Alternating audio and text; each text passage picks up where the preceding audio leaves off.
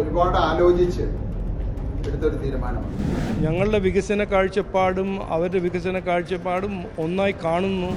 LDF ഉം UDF ഉം മാറി മാറി ഭരിച്ച് ഈ കേരളത്തെ കട്ടുമുടിച്ച് ഇവിടെ ഈ നാട് നശിപ്പിക്കുന്ന കണ്ട് മനം മടുത്തിട്ടാണ് ഇതിനൊരു മാറ്റം വരുത്തണം. അതിനു വേണ്ടിയിട്ടാണ് ഞാൻ രാഷ്ട്രീയത്തിലേക്ക് വന്നത്. സാബു ജേക്ക് പോലെ ഒരു വ്യക്തി ഈ നാട്ടിൻ്റെ ആവശ്യമാണ്. ഇവിടുത്തെ യുവാക്കൾക്ക് തൊഴിലവസരങ്ങൾ ലഭിക്കാൻ പുറത്തു പോകേണ്ട ഒരു സ്ഥിതിയാണ് ഇന്ന് കാണുന്നത്. വിലക്കയറ്റം പിടിച്ചു നിർത്തുമെന്ന് പറഞ്ഞാണ് അധികാരത്തിൽ വന്നത്. പക്ഷെ വിലക്കയറ്റം പിടിച്ചു നിർത്തിയില്ല എന്ന് മാത്രമല്ല, വിലകൾ 3-4 ഇരട്ടിയായിട്ട് മാറി എന്നുള്ളതാണ്.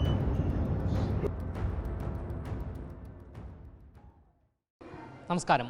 പ്രധാനമന്ത്രി വരുന്നതിന് ഒരു ദിവസം മുൻപേ നിയമസഭാ തെരഞ്ഞെടുപ്പിന് ഇനി മാസങ്ങൾ മാത്രം ബാക്കി.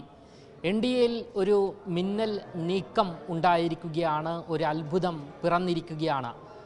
2020യുടെ സാബു M ജേക്കബ് NDAയുടെ ഭാഗമായിരിക്കുകയാണ്. എന്തുകൊണ്ടാണ് അദ്ദേഹം NDAയുടെ ഭാഗമായത്?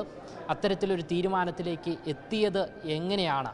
നിരവധി ചോദ്യങ്ങളാണ് ഉയർന്നു വരുന്നത്. എന്തായാലും ഈ ഒരു സാഹചര്യത്തിൽ ഇപ്പോൾ മറുനാടനോട് പ്രതികരിക്കുകയാണ് BJPയുടെ സംസ്ഥാന അധ്യക്ഷനായ ശ്രീ രാജീവ് ചന്ദ്രശേഖർ.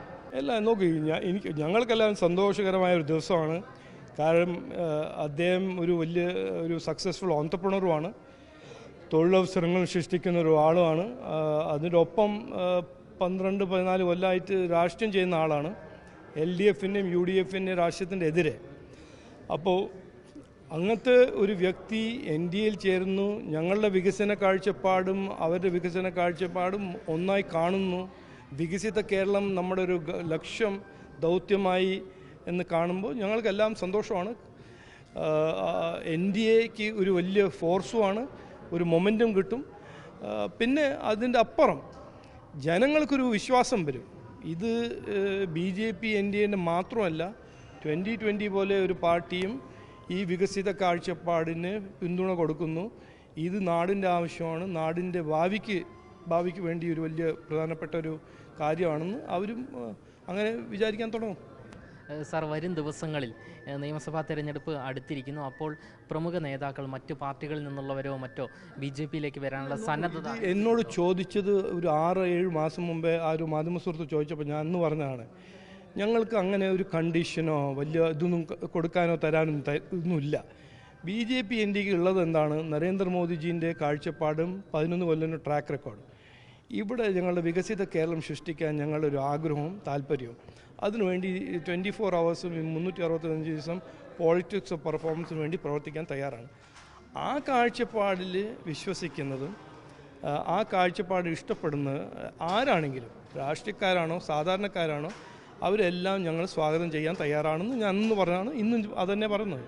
ഈ കിറ്റക്സ് സാമ്രാജ്യം കെട്ടിപ്പടുക്കുന്നതുമായി ബന്ധപ്പെട്ട് സംസ്ഥാന സർക്കാർ തന്നെ കിറ്റക്സ് സാബുവിനെ തടയുന്ന ഒരു സംഭവങ്ങളെല്ലാം തന്നെ ഉണ്ടായതാണ്. അതുകൊണ്ട് തന്നെ BJP ആ ഒരു രീതി മറിച്ച് വികസനത്തിനൊപ്പം സാബു M ജേക്കബിനൊപ്പം നിൽക്കാൻ നോക്കൂ. ഈ സാബു ജേക്കബ് എത്രയോ ആയിരക്കണക്കിന് തൊഴിലവസരങ്ങൾ സൃഷ്ടിക്കുന്ന ഒരാളാണ്. നമ്മുടെ യുവാക്കൾക്ക് തൊഴിൽ കൊടുക്കുന്ന ഒരാളാണ്. അദ്ദേഹം പോലെ ഒരാളെ തെലങ്കാനയിൽ ഇവിടുന്ന് പുറത്താക്കിയപ്പോൾ തന്നെ ഇത് ചോദിക്കേണ്ട ഒരു ഇഷ്യൂ ആണ്. ഇത് ആരാണ് ചെയ്തത്? ഏത് വട്ടുകാരനാണ് ഇത് ചെയ്തത്? സാബു ജേക്ക് പോലെ ഒരു വ്യക്തി ഈ നാട്ടിൻ്റെ ആവശ്യമാണ്. ഇവിടുത്തെ യുവാക്കൾക്ക് തൊഴിലവസരങ്ങൾ ലഭിക്കാൻ പുറത്തു പോകേണ്ട ഒരു സ്ഥിതിയാണ് ഇന്ന് കാണുന്നത്. തൊഴിലും പുറത്തു പോകുന്നു, യുവാക്കൾ തൊഴിലിന് വേണ്ടി പുറത്തു പോകുന്നു, പഠിക്കാനും പുറത്തു പോകുന്നു. അതെല്ലാം മാറ്റണം. നാടിൻ്റെ ആവശ്യമാണ് സാബു ജേക്ക് പോലെ ഈ നാട്ടിൽ വന്ന് ഇവിടെ ഫാക്ടറി തുടങ്ങുക, ഇവിടെ തൊഴിലവസരങ്ങൾ സൃഷ്ടിക്കുക, നമ്മുടെ കുട്ടികൾക്കും യുവാക്കൾക്കും അവസരം കൊടുക്കുക, അവരെ നന്നാക്കാൻ, അവരുടെ ജീവിതം നന്നാക്കാൻ അദ്ദേഹത്തിന് വലിയൊരു പങ്കുണ്ടാവുമെന്ന് ഞാൻ വിശ്വസിക്കുന്നു. എൻ്റെ ജീവിതത്തിൽ അല്ലെങ്കിൽ 2020 പാർട്ടിയെ സംബന്ധിച്ച് ഏറ്റവും നിർണായകരമായ ഒരു തീരുമാനമായിരുന്നു. ഞങ്ങൾ ഒരുപാട് ആലോചിച്ച് എടുത്തൊരു തീരുമാനമാണ്. കാരണം ഞാനൊരു രാഷ്ട്രീയക്കാരനല്ല, ഞാനൊരു വ്യവസായിയാണ്. രാഷ്ട്രീയത്തിലേക്ക് വരാനായിട്ടുണ്ടായ സാഹചര്യം തന്നെ ഈ ഇവിടുത്തെ LDF ഉം UDF ഉം മാറി മാറി ഭരിച്ച് ഈ കേരളത്തെ കട്ടുമുടിച്ച് ഇവിടെ ഈ നാട് നശിപ്പിക്കുന്ന കണ്ട് മനം മടുത്തിട്ടാണ് ഇതിനൊരു മാറ്റം വരുത്തണം, അതിനു വേണ്ടിയിട്ടാണ് ഞാൻ രാഷ്ട്രീയത്തിലേക്ക് വന്നത്.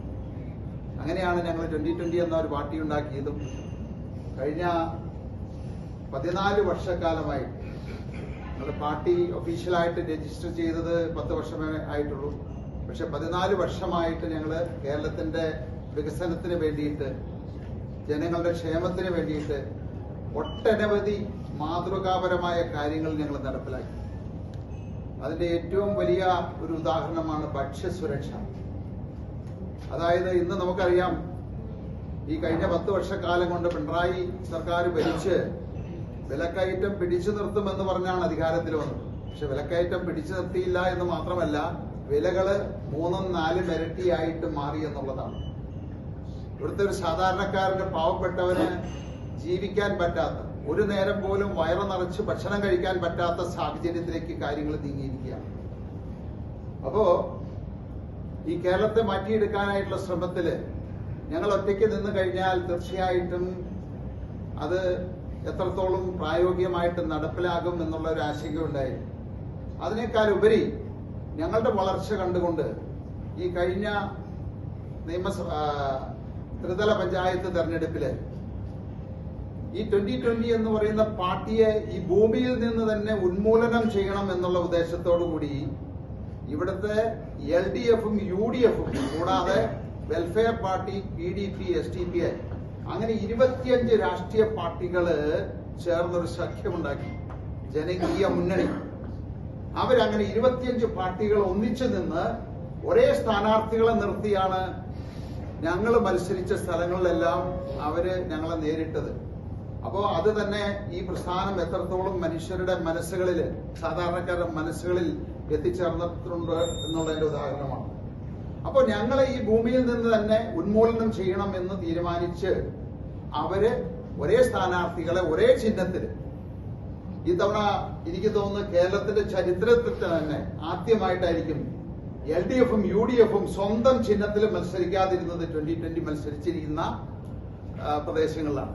എന്തായാലും അദ്ദേഹം നമ്മളോട് വ്യക്തമാക്കുന്നത് സാബു M ജേക്കബ് വന്നത് ഒരു അത്ഭുതം തന്നെയാണ്. ഇനിയും വരും നാളുകളിൽ നിരവധി നേതാക്കൾ BJPയിലേക്ക് ഒഴുകിയെത്തും എന്നുള്ള സൂചനയാണ് അദ്ദേഹം നൽകുന്നത്. BJP ഉയർത്തിപ്പിടിക്കുന്ന ഒരു വാക്കുപോലെ തന്നെ മാറാത്തത് മാറും എന്നുള്ള സന്ദേശം തന്നെയാണ് ശ്രീ രാജീവ് ചന്ദ്രശേഖർ നമുക്ക് നൽകുന്നത്. ക്യാമറമാൻ അഖിൽ അശോകിനൊപ്പം അമൽ രുദ്ര, മറുനാടൻ മലയാളി, തിരുവനന്തപുരം.